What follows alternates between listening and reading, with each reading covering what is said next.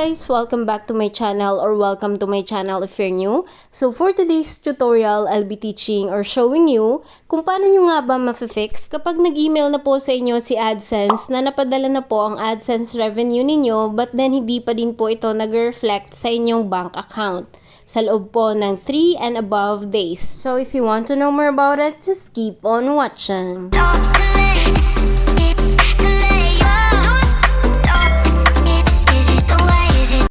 Ang unang gagawin lang po natin is punta po muna tayo sa ating YouTube.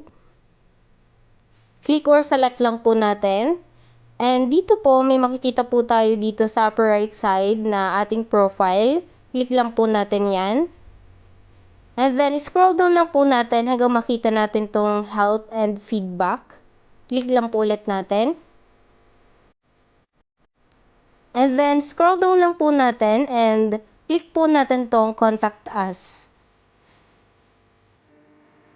And then dito po, i-type na po natin kung ano po yung concern natin. So since kailangan po na 100 letters lang to, ilagay po natin ang ating specific po na concern, okay?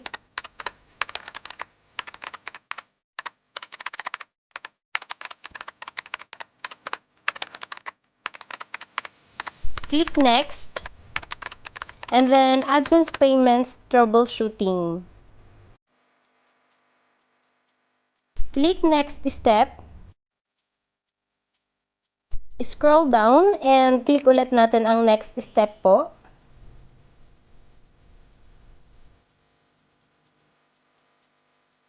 And select po natin tong chat. Dito po ilagay nyo na po ang inyong first name and last name na nakaregister po sa inyong Google account na connected po sa inyong YouTube, okay?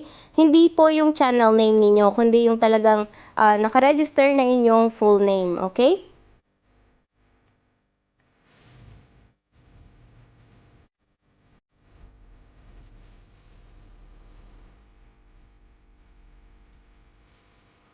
Dito po ilagay nyo na po ang inyong channel na URL. So sa akin, pinaste ko na lang since kinopy ko na siya.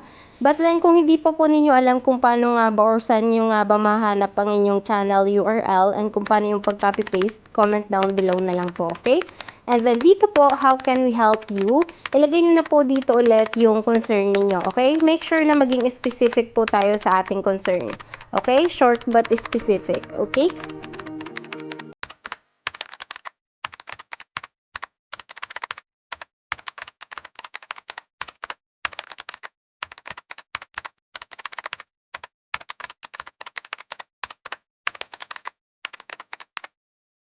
May question dito, is your issue about a specific video? So, no po natin since AdSense revenue nga po yung concern natin. And then dito, i-no lang po ulit natin. And then, scroll down lang po natin.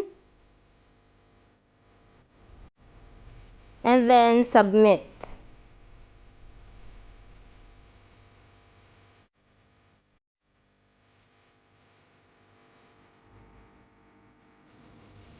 I-direct na po tayo dito sa YouTube Help since mag-request po tayo ng chat wherein makakapag-send po tayo ng ating concern sa YouTube support.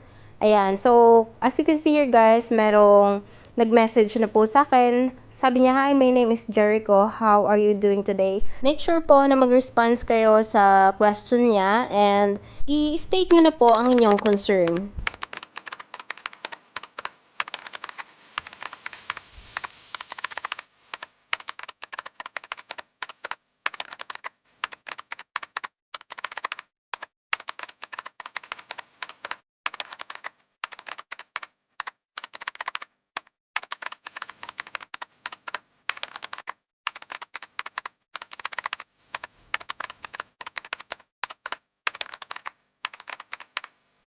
As you can see po, nag-respond si Jericho or yung YouTube support connected po doon sa ni-raise ko po na concern, okay? So, ayan, basahin nyo na lang po yung conversation namin para meron po kayong idea kung paano nyo po ma-raise ang inyong concern, okay?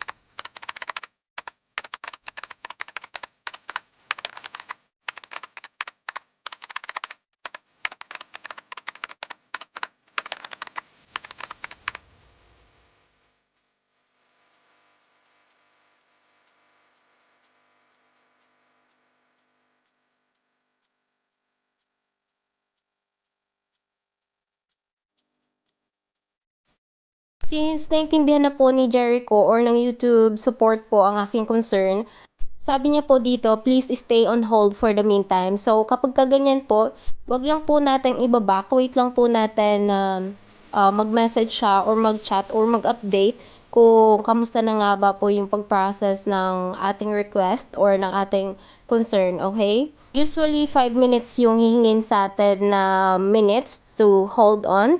But then po, kapag halimbawa, mahina yung signal or hindi pa totally napaprocess or nafe-fix yung concern natin is hihingi po din ulit sila ng 5 minutes. And then, mag-response po kayo sa kanila na you are waiting para at least alam din po nila na willing po kayong maghintay. Okay po?